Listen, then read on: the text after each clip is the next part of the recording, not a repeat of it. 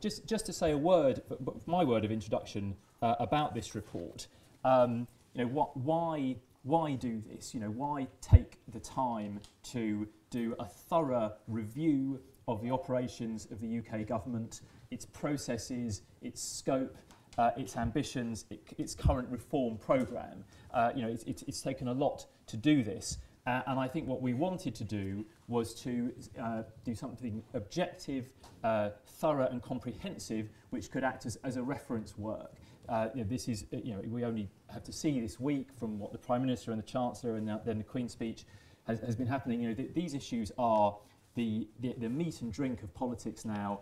Everything is being talked about in terms of the deficit, size of public sector, reform of public sector, and we wanted to put some real facts and reality underneath this discussion in the form of this report, and certainly from Reform's point of view, it has just been a real privilege to work with David's team at Deloitte to carry out this research, and there are real insights in here. I have a sort of double job here, which is to be the chairman and to say just a briefest of takes about the reform, the stuff that the reform team has been doing for this report, and I don't want to steal any of the other speakers' thunder, so all I'll do is talk about one of the indicators. What this report does is present 10 indicators on the future of UK government and public sector, 5 that the government has said it will achieve, and 5 that we think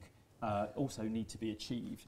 And one of those is to target the UK's net liabilities, that's including in particular public sector net debt. And I just to say a word about that, the coalition's government target is to eliminate the deficit a little bit into the next Parliament, and by that point, by the end of this Parliament, to have public sector net debt going down. But even so, at that level, it will be 80% of GDP or thereabouts. It's a very, very high number, twice as high as the pre-crisis years, much higher than many other countries.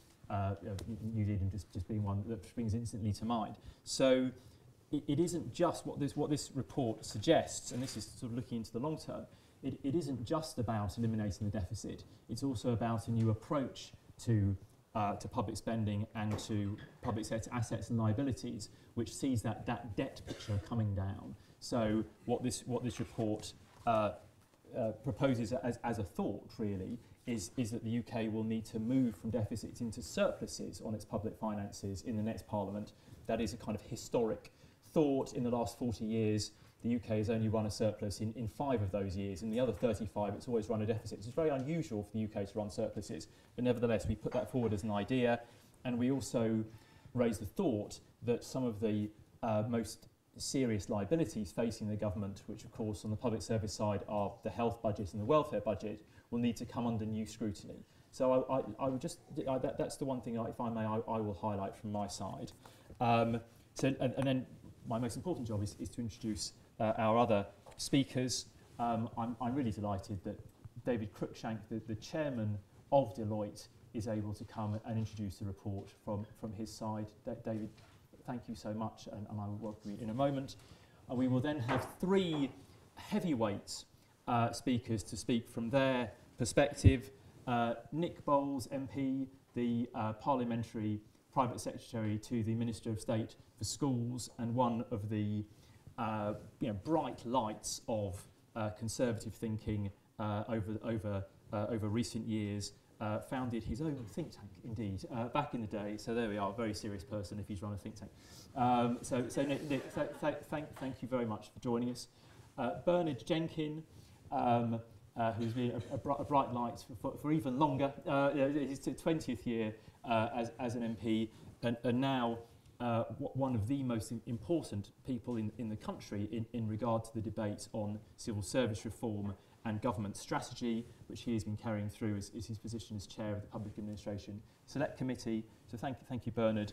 And then Anne McElvoy, minutes away in her taxi, the public policy editor of The Economist, will join us. And the Economist, it takes these subjects extremely seriously and has great authority on them. So that will be our panel. And then, as I say, we will take questions and answers.